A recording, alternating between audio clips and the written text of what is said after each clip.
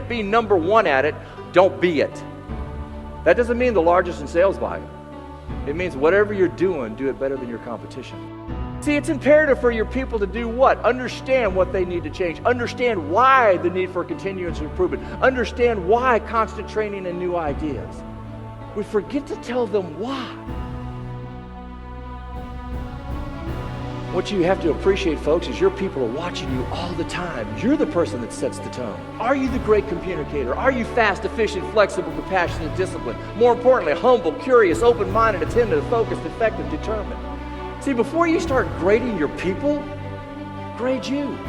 Because you're the person that you're going to do what? Set the tone, establish the culture, and make the organization better. You're the leader.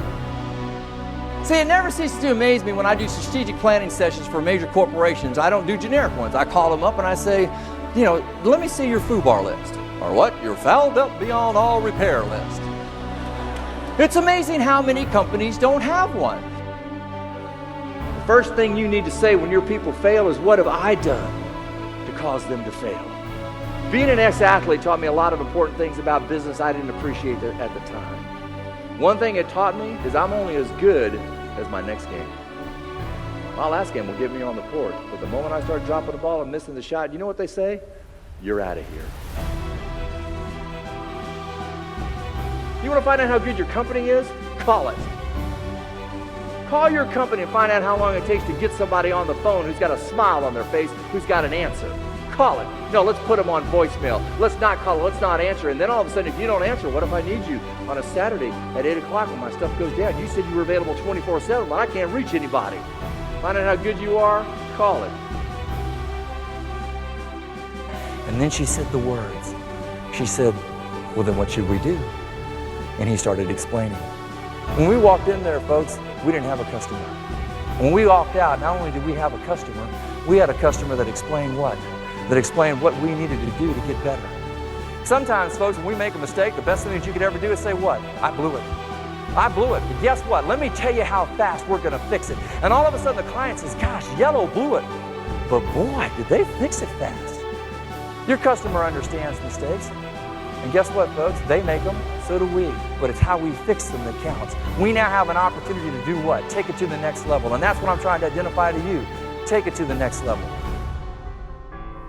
Ladies and gentlemen, I learned a long time ago it rolls downhill. Management evidently didn't understand that the gatekeeper of their organization was the person at that front desk who should have said, when would you like coffee?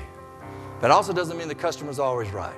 Sometimes we ask for things that we shouldn't have or you can't deliver. And you tell them that. We don't do that. But the point that I'm trying to make is that one right there. See, a moment of truth is any time you come in contact with any aspect of your company. Anytime they come in contact with any aspect of your company and they use that to judge the quality of service that you're providing. Who is your company? The person that I'm dealing with at that exact moment. He'd stand up, they'd shoot him. He'd stand up. One time, he did not say a word and someone shot him. Someone had the idea and they just pounded it. He said, what was that all about? They said, you were thinking it. And then all of a sudden, at the end of the meeting, he stood up. I'm like going, whoa. He said, I stand here before you as the perfect example of what's been wrong with our company. Really? He said, I thought it was my idea, my job to shoot down ideas to protect us.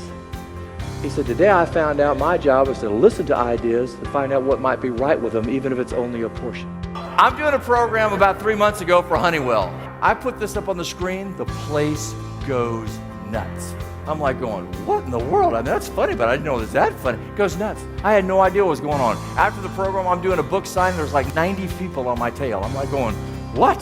They said, it's here.